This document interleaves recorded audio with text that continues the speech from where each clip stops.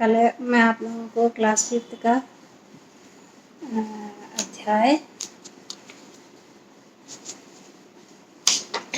अध्याय 7 पढ़ा रही थी। क्यों क्यों छोड़िए, उसका आधा हुआ था, आधा आज पढ़ाने जा रही हूँ।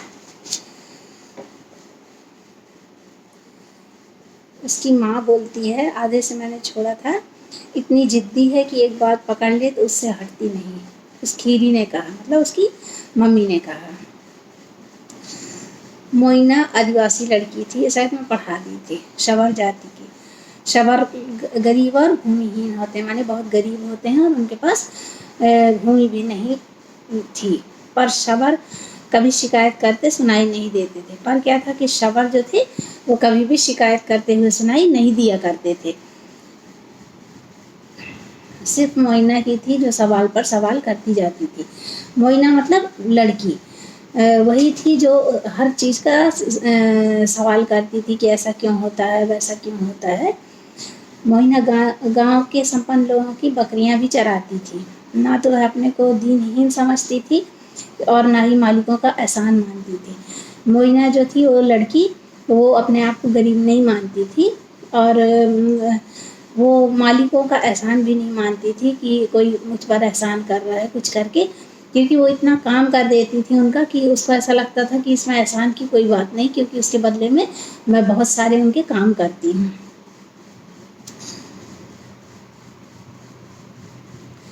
अब वह मोइना जो थी वो अपना काम करती, काम खत्म होने पर घर आ जाती और गुदगुदाती रहती। क्यों उनका बचा खुचा काम है। जो संपन्न परिवारों के लोग रहते हैं अक्सर क्या करते हैं कि जो गरीब परिवार के लोग रहते हैं उनको अपना बचा खुचा देते हैं और ये सोचते हैं कि हम उन पर बहुत एहसान कर रहे हैं। लेकिन वो ऐसा सोचती थी कि वो लोग तो ऐसे ही करते हैं मेरे साथ, मैं उनका एहसान क्यों मानूं, क्यों उनका बचा खुचा खाऊं। मैं तो बढ़िया खाना खाऊंगी। शाम को हरे पत्ते वाली भाजी, साग और चावल और केकड़े मिर्ची वाले सभी घर वालों के साथ बैठकर खाऊंगी, वो ऐसा सोच रही थी। वैसे शबर अपनी लड़कियों को आमतौर पर काम पर नहीं भेजते। जो शबर जाति के लोग थे आदिवासी, वो है अपनी लड़कियों को प्राय काम पर नहीं भेजा करते थे। पर मोइना की माँ खीरी एक पाँव से लंगड़ी थी, मतलब उसका एक पाँव खराब था। जो उसकी माँ थी उसका नाम खीरी था और वो एक पैर उसका जो था वो खराब था। तो क्या करती बेचारी, घर का गुजर करने के लिए अपनी बेटी को उसको भेजना पड़ता था। उसकी माँ ज़्यादा चल फिर भी नहीं सकती थी। उसके पिता जो थे, क्या कहना चाहिए, मोइना के काम की तलाश में दूर जमशेदपुर गए थे और उसका भाई गोरो जलाऊ लकड़ी लेने जंगल जाया करता था। सो मोइना को भी क्या करना पड़ता था, काम पर जाना पड़ा करता था। उस अक्टूबर से मैं शबर सेवा समिति के दफ्तर में पूरा एक माह रुकी। एक सुबह मोइना ने घोषणा की कि वह समिति वाली झोपड़ी में मेरे साथ ही रहेगी।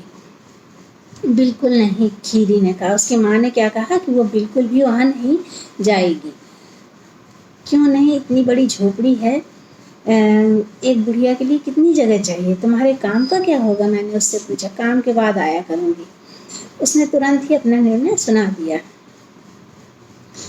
और वह एक जोड़ी कपड़े और एक नेवले के साथ चली गई। यह बस जरा सा खाना खाता है और बुरे सांपों को दूर भगाता है। जो आपने सुना होगा कि जो नेवला रहता है वो हमेशा सांप का दुश्मन माना जाता है, कि जिस घर में नेवला होते हैं वहाँ सांप लोगों के आने की हिम्मत नहीं होती, या वो आते भी हैं तो डर कर भाग जाते हैं।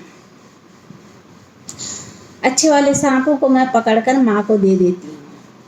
वो लड़की कह रही थी कि अब बढ़िया तरी वाला सांप साग बनाती है माँ, तुम्हारे लिए थोड़ा लाऊंगी। समिति के विद्यालय की शिक्षिका मालती ने मुझसे कहा, तो तंग आ जाएंगी इसकी क्यों क्यों सुनते सुनते। और वाकई वह अक्टूबर ऐसा बीता कि पूछो मत। क्यों मुझे बाबू की बकरी चरानी पड़ती है, उसका कहना था मोइना का। उसके लड़के खुद क्यों नहीं चराते। उसको इतनी समझ नहीं थी बच्ची को कि वो बकरियां चराती है, उसके यहाँ काम करती है तो उसके एवज में वो उसकी माँ को पैसा देता है। इतना उस बच्ची में समझ नहीं था। उसको ऐसा लगता था कि मैं ऐसा उनके यहाँ जाके क्यों करूँ, वो सब काम मैं क्यों करूँ, मतलब मैं बहुत छोटी हूँ, मैं पढ़ने वाली हूँ, तो ये सब काम करना मेरे बस का नहीं है। अगर कई तारे सूरज से बड़े हैं तो वे इतने छोटे क्यों नजर आते हैं? और हर रात को तुम सोने के पहले किताबें क्यों पढ़ती हो? इसलिए कि किताबों में तुम्हारी क्यों क्यों के जवाब मिलते हैं। उस औरत ने उस बच्ची से ये कहा। यह सुनकर वह चुप रह गई। उसने कमरा ठीक ठाक कर दिया, फूलों वाले पौधे को पानी भी दे दिया, नेवले को मछली भी दी। आप जानते हैं कि नेवला जो है वो मछलियाँ खाया करते हैं। फिर उसने कहा मैं पढ़ना सीखूंगी। बच्ची ने ये कहा कि मैं भी पढ़ने की इच्छुक हूँ, मैं पढ़ना लिखना सीखना चाहती हूँ और अपने सारे सवालों के जवाब खुद ढूंढ लूँगी। जो वह मुझसे सीखती, वह बकरियाँ चराते समय दूसरे बच्चे जैसा जैसा वह उस औरत से सीखती थी वैसा वैसा वो क्या करती, बकरियाँ चराते चराते दूसरे बच्चों को भी ये बताया करती थी। कई तारे तो सूरज से भी बड़े हैं, सूरज पास है इसलिए बड़ा दिखता है। कई तारे ऐसे हैं कि जो सूरज से बहुत बड़े होते हैं लेकिन वो अपन को छोटे छोटे दिखते हैं, क्योंकि वो इतने दूर होते हैं कि अपन को ऐसा लगता है कि वो सिर्फ टिमटिमाते हुए नजर आते हैं, बहुत छोटे दिखते हैं हमको।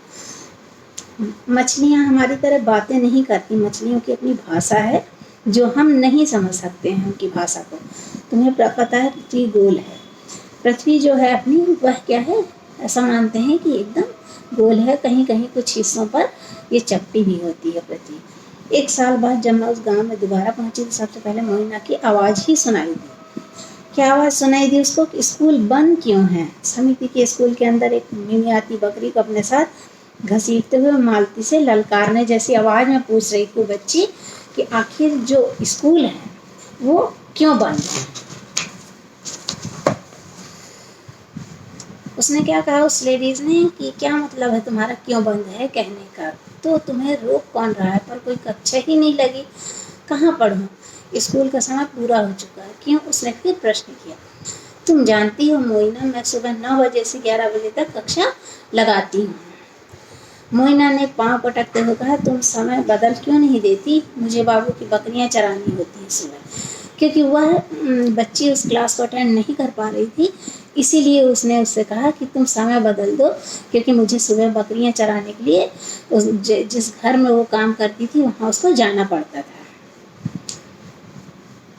मैं बूढ़ी माँ को बता दूंगी कि बकरी चराने वाले या गाय चराने वाले हम लोगों में से कोई भी नहीं आ सकेगा अगर स्कूल का समय नहीं बदला, क्योंकि सबके अपने अपने काम रहते हैं। खासकर गांव में बेचारे कुछ कुछ काम में जाते हैं या कुछ उनको काम रहता है तो वो स्कूल अटेंड नहीं कर पाते। छोटे बच्चे रहते हैं तो वो काम में लगे रहते हैं, इसके कारण उनकी कुछ मजबूरियां रहती हैं जो स्कूल वो नहीं आ पाते हैं। पर माँ बाप का फर्ज बनता है कि उन्हें किसी भी तरह से स्कूल भेजें। तभी उसने मुझे देखा, अपनी बकरी ले 9-11 हो गई। शाम को घूमते घूमते मैं मोइना की झोपड़ी पर गई। मोइना चौके के पास मजे से बैठी अपनी छोटी बहन और बड़े भाई को बता रही थी, एक पेड़ काटो तो 2 पेड़ लगाओ। ये उसको सब ज्ञान प्राप्त हो रहा था कि एक पेड़ यदि काटोगे तो 2 पेड़ लगाना होगा, जिससे ये जो प्रकृति है वो सेफ रहे, सुरक्षित रहे। खाने के पहले हाथ धो, जानते हो क्यों? अक्सर हमें बहुत साफ़ सफाई रखनी चाहिए, क्योंकि हाथ के माध्यम से बहुत ज़्यादा वायरस, कीटाणु, जर्म से ये सब क्या है हमारे अंदर चले जाते हैं और वो हमें बीमार कर देते हैं गंभीर रूप से। इसीलिए हमको हमेशा क्या करना चाहिए, हाथ अच्छे से साफ़ सफाई से रहना चाहिए, हाथ अच्छे से धोना चाहिए। वो क्या बोलती थी कि पेट दर्द हो जाएगा अगर नहीं धोगे। अब वो बच्ची को सिर्फ इतना ही ज्ञान था कि पेट दर्द होने लगता है हाथ ना धोने से, उसको इतनी समझ नहीं थी कि और क्या क्या गंभीर बीमारियां भी हो सकती हैं। तुम कुछ नहीं जानते, जानते हो क्यों? क्योंकि तुम स्कूल नहीं जाते। वो बच्चे से क्या बोलती है कि तुम कुछ भी नहीं जानते, इसलिए नहीं जानते क्योंकि तुम स्कूल नहीं जाया करते हो। गांव में जब प्राइमरी स्कूल खुला तो उसमें दाखिल होने वाली पहली लड़की मोइना ही थी। मोइना अब 20 साल की हो गई। वह समिति की स्कूल में पढ़ाती है। स्कूल में वो पढ़ाना भी चालू कर दी क्योंकि वो पढ़ लिख गई थी। अगर तुम उसके स्कूल के पास से गुजरो तो निश्चित है ही तुम्हें उसकी आवाज़ सुनाई देगी। आलस मत करो, मुझसे सवाल करो। पूछो क्यों मच्छरों को ख़त्म करना चाहिए? क्योंकि मच्छर लोगों से बीमारी फैलती है, मलेरिया वगैरह हो जाता है। ध्रुव तारा हमेशा उत्तर की ओर के आकाश में ही क्यों रहता है? पेड़ क्यों नहीं काटने चाहिए? और दूसरे बच्चे भी अब पूछना सीख रहे हैं। क्यों? सवाल करते हैं बच्चे, बहुत बहुत जिज्ञासु रहते हैं। उन लोगों को हर चीज़ का वो चाहिए रहता है कि ऐसा क्यों होता है, ऐसा क्यों होता है।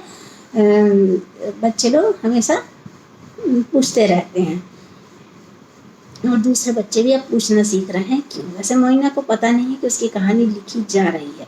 अगर उसे पता चल जाए तो कहेगी क्यों, मेरे ही बारे में क्यों लिख रहे हो और किसी के बारे में क्यों नहीं लिख रहे। अब यहाँ शब्दार्थ दिए हैं हठपूर्वक। हठपूर्वक का मतलब होता है जिद करना। नकारना मतलब होता है मना करना। बुदबुदाना मतलब होता है जो धीरे धीरे अपन लोग कभी बड़बड़ाते हैं, बुदबुदाते हैं किसी बात को लेके, कुछ को लेके, उसी को बोलते हैं बुदबुदाना।